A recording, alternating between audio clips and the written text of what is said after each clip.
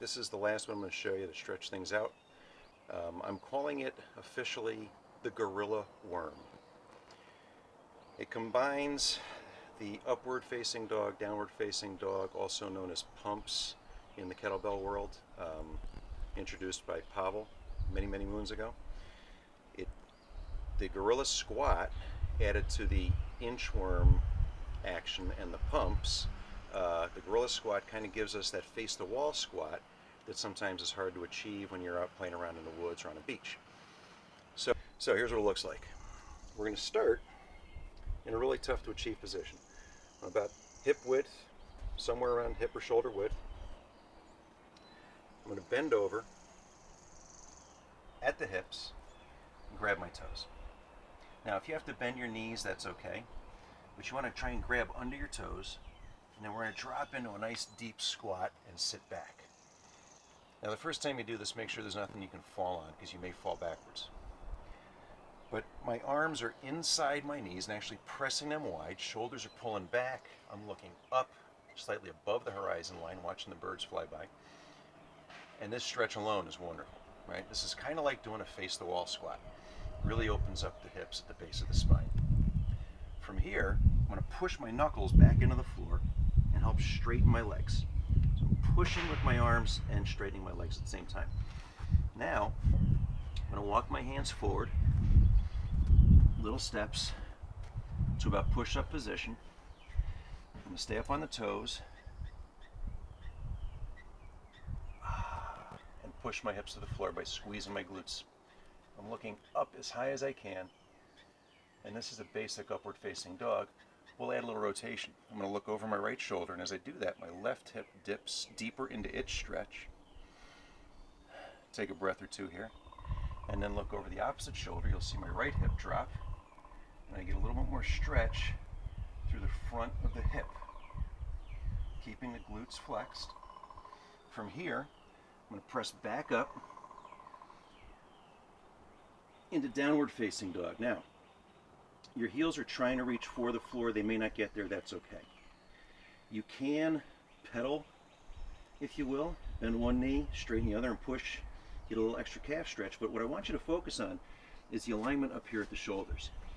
Think about getting your armpit down to your toe. So instead of being here, we want to try and reach the hips higher, and you might want to come up on your toes to help this happen. Reach the hips higher, and drop the shoulders towards the toes, and then settle into that heel stretch. And just kind of hang out here. Head and neck are neutral and relaxed. The calves are getting closer to the floor.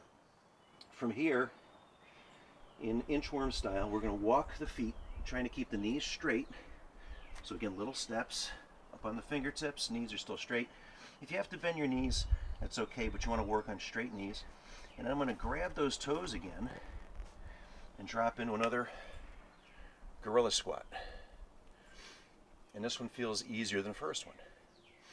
I'm looking slightly above the horizon line, keeping my knees open by pulling my shoulders back. Get a couple of breaths in here. Then I'm going to press my hands back into the floor, straighten the legs, lift the hips, back on the fingertips. I'm going to walk my feet back, get into that push-up position. Shoulders are tight. I'm going to look up, drop the hips. Oh, big stretch to the front of the hips. And I'm going to start to rotate to my right, drop the left hip further into the floor. I'm still keeping the arms straight, shoulders back and down. Glutes are flexed. Other side. Straight arms, shoulders back, glutes flexed. Big stretch. Now we're going to come into downward facing dog. Again, try to let the shoulders drop. So if you come up on your toes initially, sink the shoulders and the armpits down towards your toes, and then relax back. You'll find you can get a little bit deeper through the shoulder portion of the stretch. And then if you need to pedal the legs to stretch out the calves a little bit more, feel free. Think about lifting the hips through the tailbone towards the sky, and just kind of let it all sink in for a few breaths. And then we're going to walk those hands back. Grab the toes one more time. Hit another nice wide gorilla squat. Looking looking up, shoulders are pulled back, and you can, you know, make sure your neck's not tense. Rotate it. Should be fairly relaxed.